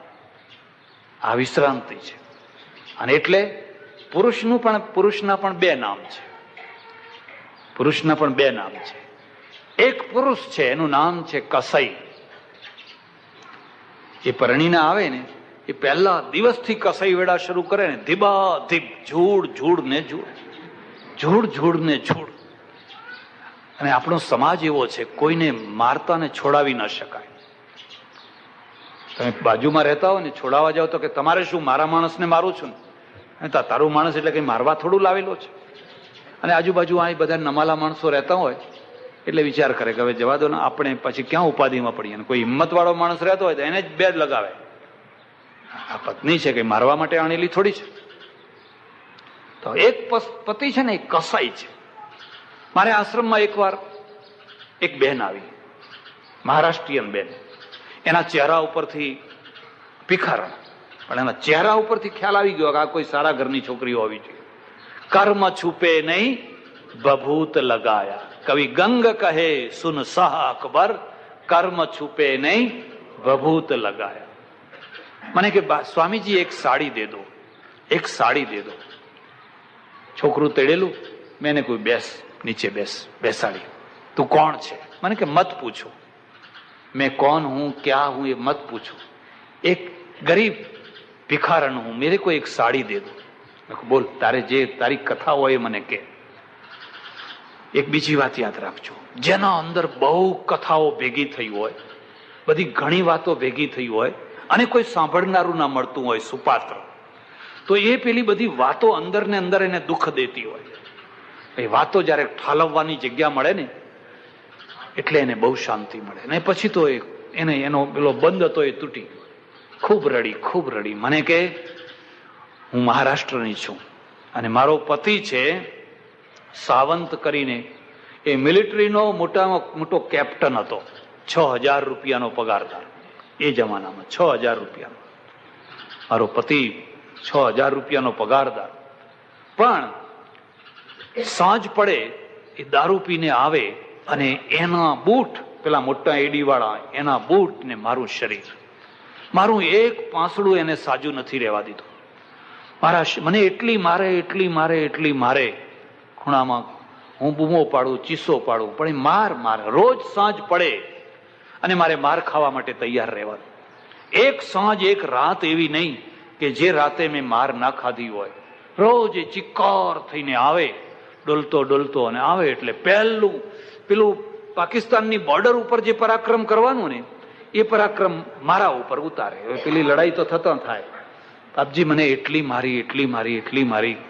આ છોકરું ધાવણું હતું 2-3 મહિનાનું, એ પ્રસૂતિના દિવસોમાં મને મારે એમ. પછી મેં મનમાં નક્કી કર્યું કે હવે મારે આ ઘરમાં રહેવું, પિયર નહીં. ક્યાં જવું? સ્ત્રીને કોણ રાખે?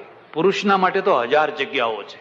કોઈ આશ્રમમાં જઈને ઉભો રહે તોય કે કેડો મહિનો કથા ચાલે છે, લીલા લહેર કરો ને પછી જોયું જશે. હમણાં મહિનો તો સ્ત્રી ક્યાં જઈને ઉભી રહે? ઘરમાંથી નીકળી ગઈ, આ છોકરું લઈને નીકળી ગઈ. આજે મને 1.5 વર્ષ થઈ ગયું ઘર છોડ્યાને. હું ભિખારણ થઈ ગઈ, સ્ટેશન ઉપર પડી રહું છું ભિખારીઓની વચ્ચે, અને તમારા અન્ન ક્ષેત્રમાં આવીને જમી જાઉં છું રોજ. તમારા અન્ન ક્ષેત્રમાં આવીને જમી જઉં છું. મને કોઈએ કહ્યું જા ત્યાં સાડી આપે છે, તને સાડી આપશે, એટલે હું તમારી પાસે સાડી લેવા આવી છું. મેં કહ્યું તારા પતિનું એડ્રેસ આપ તો હું એને સમજાવું અને ફરી પાછું તને તારા પતિ સાથે મેળવી આપું. મને કે ના સ્વામીજી, હું બહુ સુખી છું, આ ભિખારીપણામાં બહુ સુખી છું, મારે એ કસાઈના ઘેર ફરી જવું. જે દિવસે એનો હસ્તમેળાપ થયો ત્યારે એના અરમાન, એના ઉમંગો, એની કેટલી કેટલી લાગણીઓ, કેટલી ભાવનાઓ, પણ એને કલ્પના નથી કે એક કસાઈના હાથમાં હાથ મુકાઈ ગયો છે. એના બાપને ખબર નથી, એની માને ખબર નથી, પણ એક કસાઈના હાથમાં હાથ મુકાઈ ગયો છે. એટલે એક તરફ પુરુષનું એક રૂપ છે, એ કેવું રૂપ છે? કસાઈનું રૂપ છે. તો બીજી તરફ એનું કેવું રૂપ છે? બીજી તરફ છે એ ઓથ છે, વેલી છે, એને ઓથ જોઈએ. એકલી વેલી કદી પાંગરી શકે? પણ એને કોઈ ટેકો જોઈએ, કોઈ આધાર જોઈએ, પછી એ ખૂબ ખીલે. પેલો માંડવો બાંધ્યો હોય ને એના ઉપર ખૂબ ખીલે. કોઈ ઝાડ હોય તો ઝાડ ઉપર ચડે, પણ એને કોઈને કોઈ ચડવાની જગ્યા જોઈએ. સ્ત્રી વેલી છે. પુરુષ એકલો રહી શકે, આખી જિંદગી કદાચ કાઢી શકે, પણ સ્ત્રીને બાપની ઓથ જોઈએ, ભાઈની ઓથ જોઈએ, કોઈ ગુરુની ઓથ જોઈએ, પતિની ઓથ જોઈએ, પણ એને કોઈને કોઈ પુરુષની ઓથ જોઈએ. જો એને કોઈ પુરુષની ઓથ ના મળે તો પાછલી જિંદગીમાં એ હારી જતી હોય છે. યુવાની પાર કરવી બહુ સરળ છે. જુવાનીના દિવસો તો બહુ હિંમતથી પાર કરી શકાય, પણ પાછલા ઢળતા દિવસો આવે અને ઢળતા દિવસોમાં એને એમ એક જ લાગ્યા કરે કે મારું કોઈ નહીં, અરે રે મારું કોઈ નહીં, ઉપર આકાશ ને નીચે ધરતી, મારું કોઈ નહીં. એટલે આપણા ત્યાં લગ્ન અને દાંપત્ય એટલા માટે કરવામાં આવ્યું કે વૃદ્ધાવસ્થામાં દાંપત્ય ખીલી ઉઠે. જ્યારે તમે 60, 70, 75 વર્ષે પહોંચો, શરીર શિથિલ થઈ ગયું હોય, વિષયો ભોગો ક્ષીણ થઈ ગયા હોય, હવે એ બધી વાત પૂરી થઈ ગઈ, હવે એકબીજાની ગરજ ના હોય, અને ગરજ ના હોય તોય પ્રેમ ઘટ્યો ના હોય, તોય પ્રેમ ના ઘટ્યો હોય.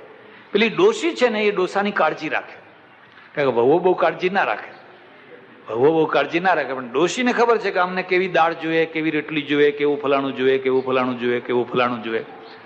એટલે ડોશી એ ડોહાની બધી કાળજી રાખે, અને ડોસો છે એ ડોશીની કાળજી રાખે. અને દાંપત્ય એમનું વૃદ્ધાવસ્થામાં ખીલી ઉઠે, પૂરેપૂરું દાંપત્ય ખીલી ઉઠે. યુવાવસ્થામાં દાંપત્ય ના ખીલે.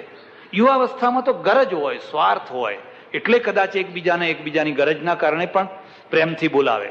કામ અને પ્રેમ બંને એકબીજાના પોષક બને, પણ વૃદ્ધાવસ્થામાં તો કામ ક્ષીણ થઈ ગયો, હવે માત્ર પ્રેમ રહી ગયો.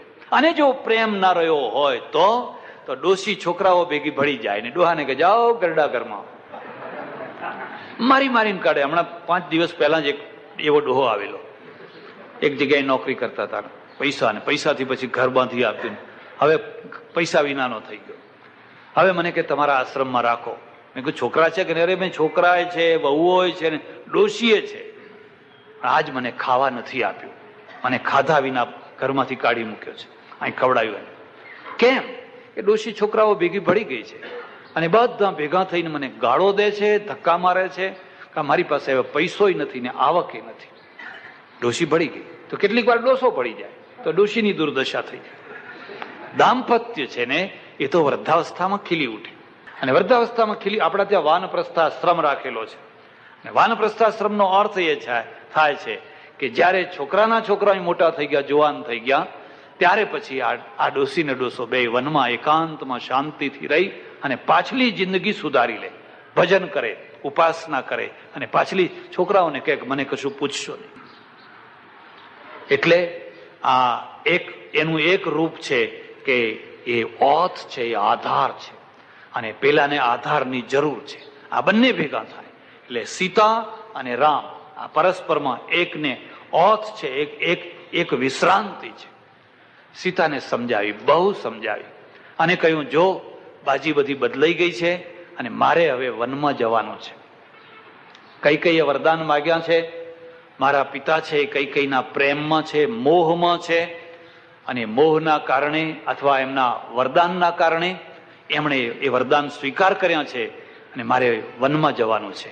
તું અહીં રહેજે, તને અહીં ના ગમે તો તારા બાપના ઘેર પિયરમાં જજે, તારા બાપના ઘરમાં પણ ખૂબ સાહેબી છે, અને હવે તું રાજી ખુશીથી મને જવાની રજા આપ.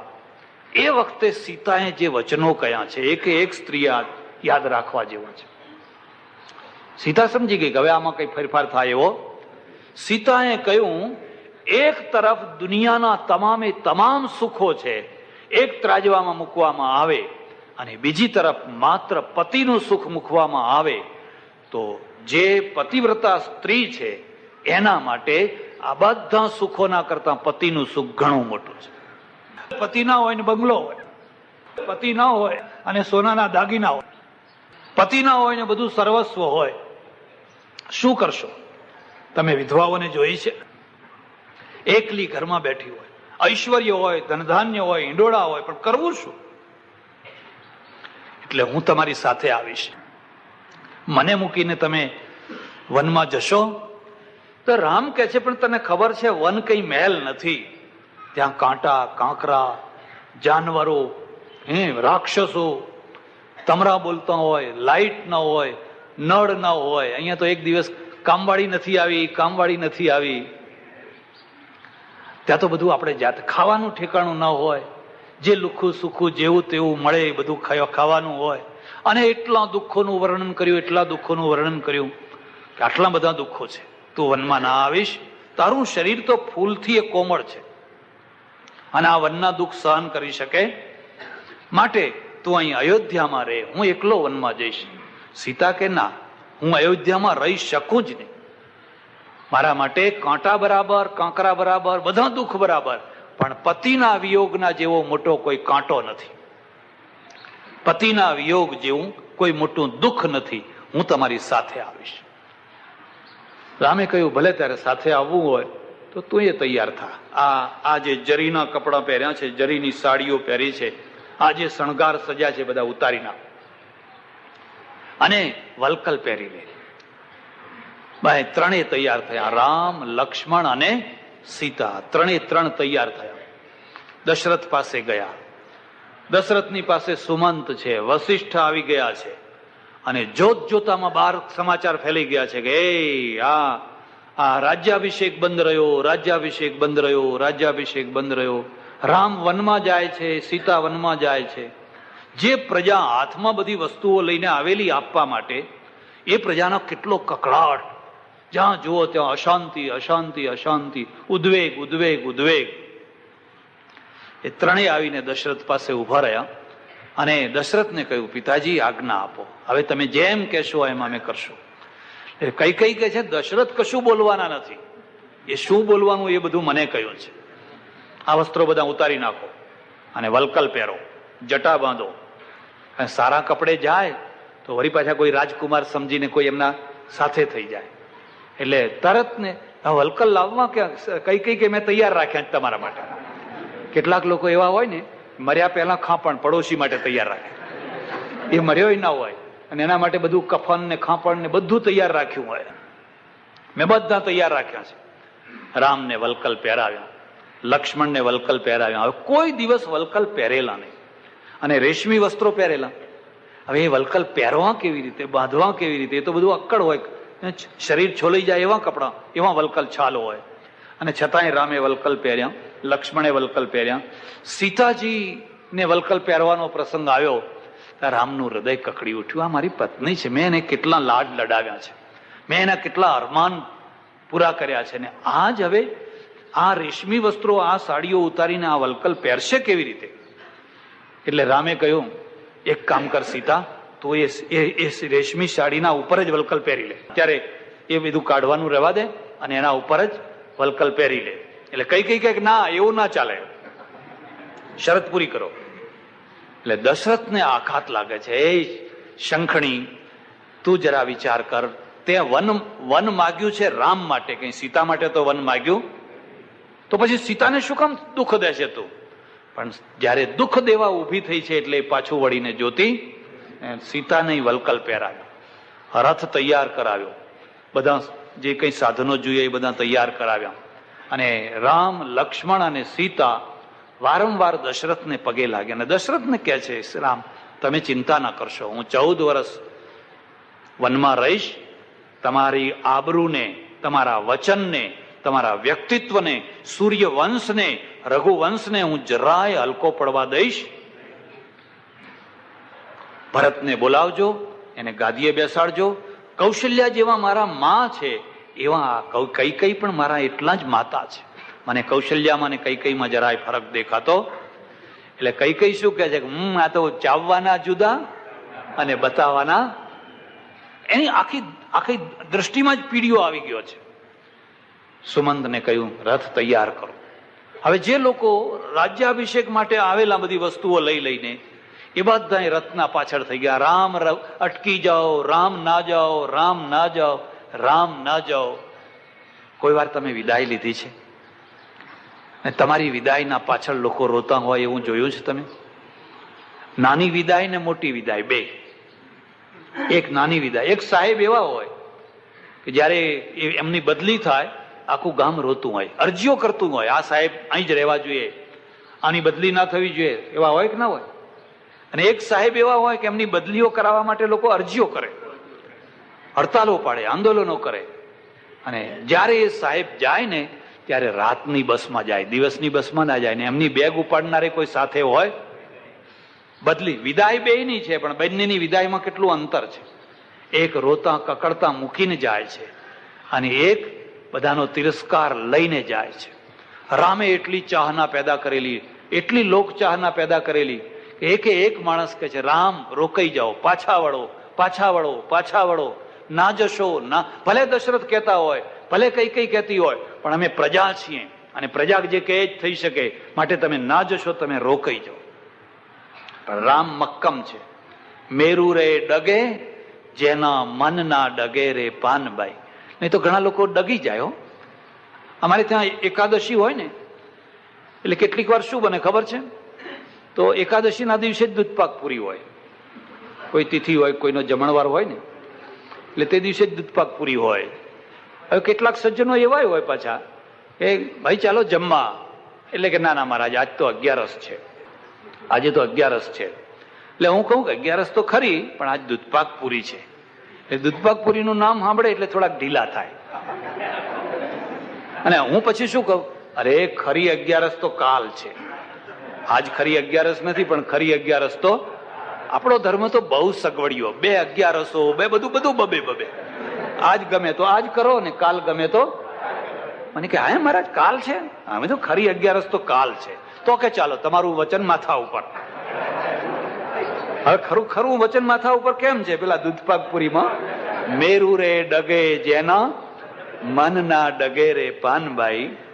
મરને ભાંગી પડે ભરમાંડ, વિપત્યું પડે તોય વણસે નહીં પાનબાઈ. એ હરિ ગુરુના પરમાણ, મેરુ રે ડગે જેના મન ના ડગે રે. રામ મક્કમ છે. અયોધ્યાના માણસો ને બધાને એમને એમ રામે સુમંતને કહ્યું રથ હાકો. સુમંતે રથ ચલાવ્યો. પાછળથી લોકો શું કહે છે? રથ ઉભો રાખો, રથ ઉભો રાખો. રામ શું કહે છે? રથ હાકો, રથ હાકો. હવે સુમંત મુશ્કેલમાં પડી ગયો કે આ રામનું માનવું કે આ પેલાનું માનવું. બે વાક્યો, એક કે છે હાકો અને એક કે છે ઉભો રાખો. એક કે છે હાકો ને એક કે છે ઉભો રાખો. રામ કે છે હવે વાર ના કરો, આ લોકો બધા કકડ કરી રહ્યા છે ને જો વધારે કંઈ થયું તો રથના આગળ ફરી વળશે, રથની આગળ જઈને સૂઈ જશે અને પછી મારાથી રથ હાકી શકાશે. પછી આ જે ચોઘડિયું છે, કયું પુષ્ય નક્ષત્ર જે ગાદીએ બેસવાનું છે, એ પુષ્ય નક્ષત્ર વીતી જશે, મારે એને વનમાં લઈ જવાનું નક્ષત્ર બનાવવાનું છે, માટે તું રથ હાક. રામે રથ હાક્યો, અરે સુમંતે રથ હાક્યો અને આખી અયોધ્યાની વસ્તી પાછળ ને પાછળ. એ રામ ઉભારો, એ રામ ઉભારો. પેલા સુમંત રથ ધીમે હાક, ધીમે હાક. એવા વિચારા ઘણા વાહ વાળા માણસો, કોઈના પગ લંગડા, કોઈના હાથ લંગડા, કોઈનું છોકરું કઈ, પણ બધા ભાન ભૂલીને પાછળ ને પાછળ જાય છે.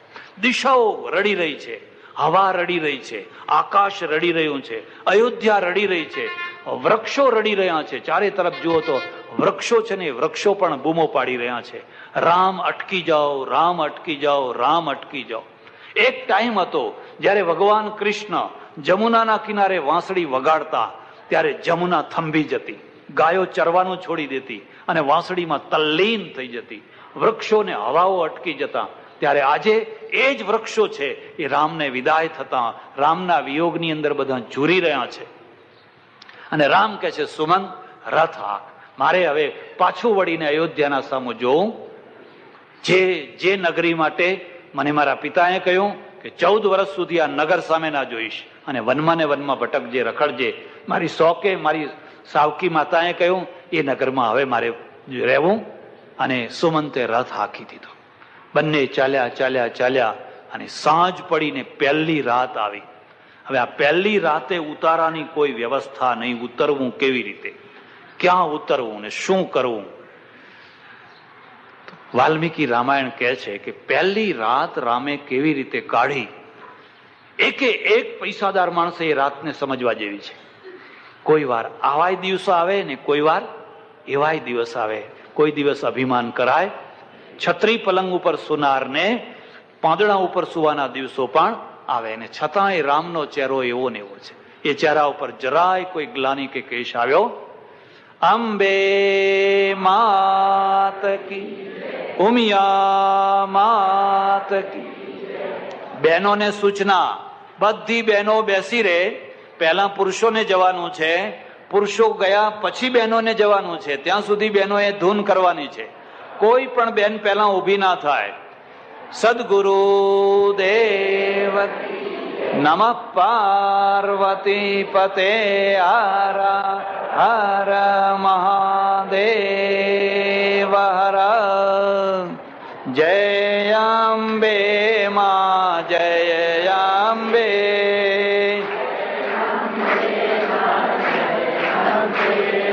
જય અંબે માં, જય અંબે.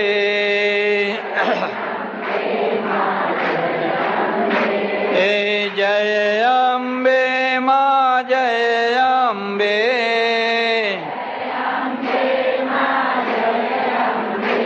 એ જય અંબે માં, જય અંબે.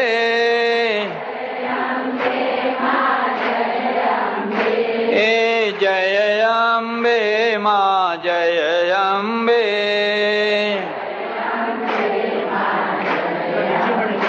એ જય અંબે માં, જય અંબે.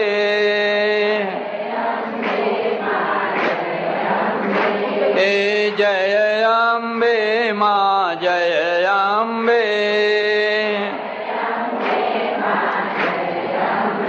એ જય અંબે માં, જય